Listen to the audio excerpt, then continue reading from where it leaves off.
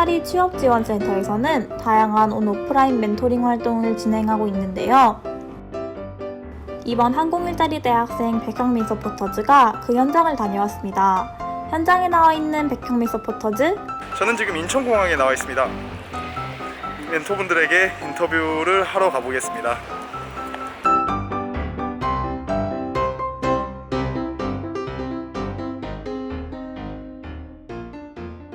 조종사의 장점부터 얘기를 하게 되면 전 세계적으로 어딘지 그 나라의 문물이나 문화라든가 그것을 체득을 남들보다 훨씬 많은 문화적인 경험도 할 수 있을 뿐만 아니라 여러 가지 경험을 쌓일 수 있는 좋은 기회를 많이 가질 수가 있습니다. 장점이 있으면 단점이 분명히 있을 겁니다. 제가 경험한 그 단점을 보면은 시차의 극복에 어려움이 있는 그런 반면에 항상 체력 관리에 매진을 다 하고 있는 게 조종사들의 특징이라고 할 수 있습니다. 조종사의 자질은 누구나 다 참여를 갖고 누구나 할 수 있는 게 이제 항공 조종사입니다. 그러나 제가 보는 관점에서 자질이라고 그러면 남들보다 건강한 정신에서 건강한 육체가 나오기 때문에 시차도 물론 있어갖고 체력 관리도 많이 해야 되겠습니다만은 많은 승객들을 모시고 운항을 하는 거기 때문에 조종사의 조그만 실수가 큰 대형 사고로 이루어질 수 있는 굉장히 극한 직업이기도 합니다. 그렇기 때문에 가장 원하는 조종사 자질은 건강한 정신의 건강한 육체라고 얘기를 할 수가 있겠습니다. 사관학교나 군에서 조종사들이 경험을 쌓아가지고 민항으로 진출한 경우가 제일 많이 항공대학교나 일반 한서대학교 그런 항공을 갖다 항공학과를 가진 대학교에서 비행 빌드업을 해가지고 민항에 들어오는 경우도 있고 지금은 일반 대학교 졸업자에 대해서도 굉장히 많은 문이 열려 있습니다. 항공대에서 운영하는 APP라는 제도, 항공대에서 운영하는 UPP, 한서대에서 운영하는 PPP 항공 관련된 학교에서 운영하는 파이럿 프로그램에 이수를 하게 되면은 민항계에 들어올 수 있는 자격과 경험들을 갖다 축적을 해서 입사할 수 있는 계기가 되기도 합니다.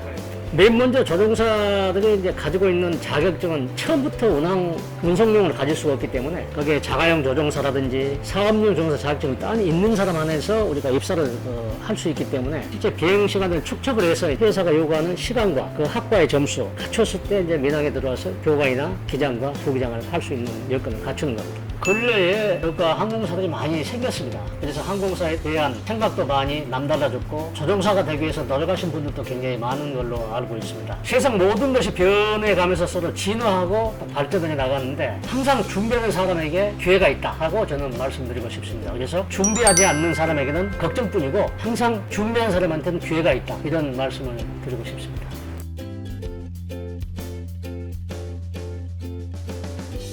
항공 관제 그 업무는 크게 비행장 관제, 그 다음에 접근 관제 업무, 지역 관제 업무 세 가지로 구분할 수 있습니다. 비행장 관제 업무는 그 공항의 관제탑에서 업무를 수행하는 관제 업무로서 항공기 이착륙을 위한 그 관제, 그리고 지상에 이동하는 항공기 또는 차량, 인원, 관제탑 주변에 있는 항공기 간의 분리 업무를 수행하고 있고요. 접근 관제 업무는 공항에 착륙을 하기 위해서 접근하고 있는 항공기에 대한 분리 기준을 적용하면서 관제 업무를 수행하고 또 이륙하는 항공기는 항공로를 진입하기 전까지 관제 업무를 수행을 하고 있습니다. 마지막으로 지역 관제 업무는 앞서 말씀드린 두 비행장 관제 업무하고 접근 관제 업무 외에 항공로를 비행하는 모든 항공기에 대한 관제 업무를 지역 관제 업무에서 수행하고 있습니다. 관제사 되기 위해서는 그 국토교통부가 지정하는 전문 관제 교육기관이 우리나라에서는 4군데가 있습니다. 항공대, 한서대, 한국공항공사 산하기관인 항공기술훈련원, 공군교육 요 4군데에서 항공 관제사 교육 과정을 이수를 해야 되고 이수 후에 관제사 면허증을 취득해야 됩니다. 면허증 취득 후에도 관제사한테 가장 중요한 영어 구술 능력 시험 EPTA 4등급 이상을 취득을 해야 되고 신체 검사 3종을 갖다가 취득을 해야만이 국토교통부에서 관제사 기술 공무원 채용 시에 응시를 할 수가 있습니다. 장점이라면은 특수 기술직 공무원이기 때문에 상당히 좀 안정적이라고 볼 수가 있고요. 지휘와 통제를 하면서 비행 안전을 보장하고 책임을 지고 교통 순경의 역할로서 첨랑이